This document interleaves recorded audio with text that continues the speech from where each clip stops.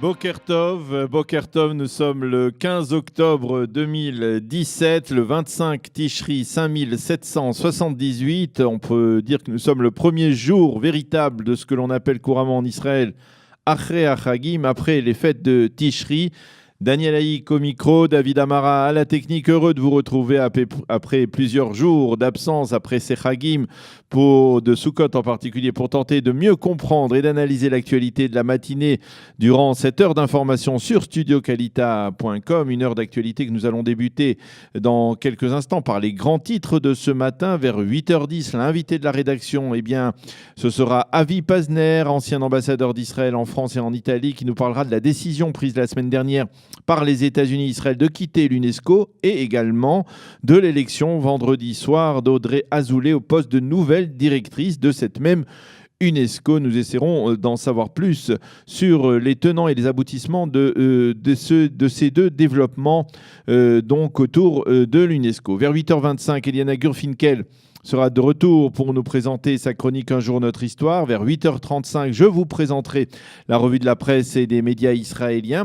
Et vers 8h45, nous serons dans ce studio en compagnie d'Ariel Kandel, le directeur général de Kalita, pour commenter en particulier deux articles parus ces derniers jours dans la presse israélienne se rapportant aux Olympiques de France.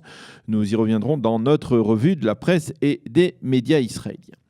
Les grands titres de l'actualité de ce matin, soirée de tension, on peut le dire, hier entre le Premier ministre israélien et la police israélienne. Dans un communiqué publié sur sa page Facebook, Binyamin Netanyahou a reproché hier soir au patron de la police, Roni Alcher, et à l'ensemble des forces de police d'avoir loué sans appel d'offres les services d'un conseiller médiatique, Lior Chorev, qui a mené dans le passé de nombreuses campagnes aux côtés d'adversaires politiques de M. Netanyahou. Et le Premier ministre affirme avoir constaté depuis cette nomination il y a plusieurs semaines un tsunami, c'est le terme qu'il a utilisé, un tsunami de fuites concernant les enquêtes dans lesquelles il était incriminé.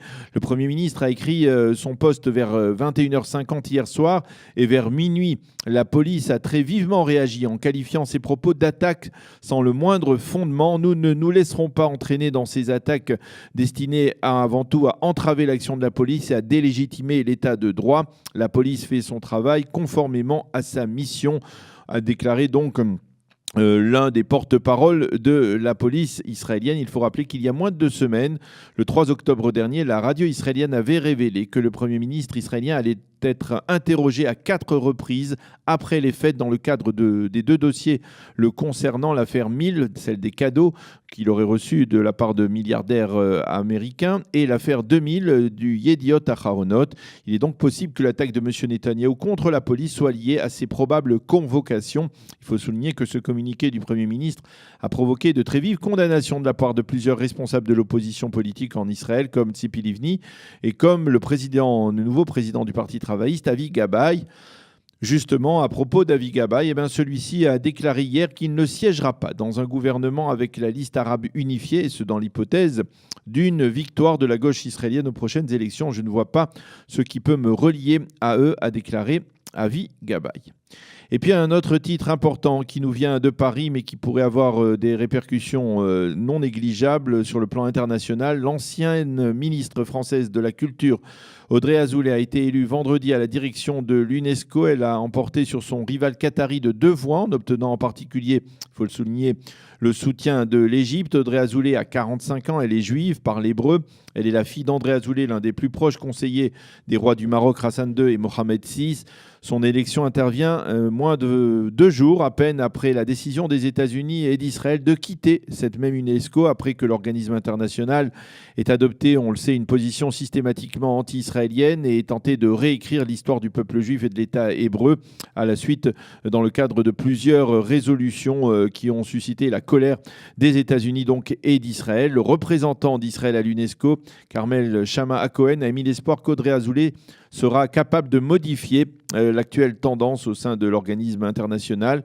Réagissant à son élection, Audrey Azoulay a déclaré: dans un moment de crise, il faut plus que jamais s'impliquer chercher à renforcer l'organisation et non pas la quitter. Fin de citation. La météo, le temps sera plus frais sur l'ensemble du territoire israélien. Il fera aujourd'hui 22 degrés à Jérusalem, 26 à Tel Aviv et 31 degrés Allez, là, nous allons marquer une petite pause et on se retrouve dans quelques instants avec Avi Pazner pour parler justement donc de ces développements à l'UNESCO, éventuellement d'autres sujets qui sont liés par exemple aussi au discours de Donald Trump concernant l'Iran.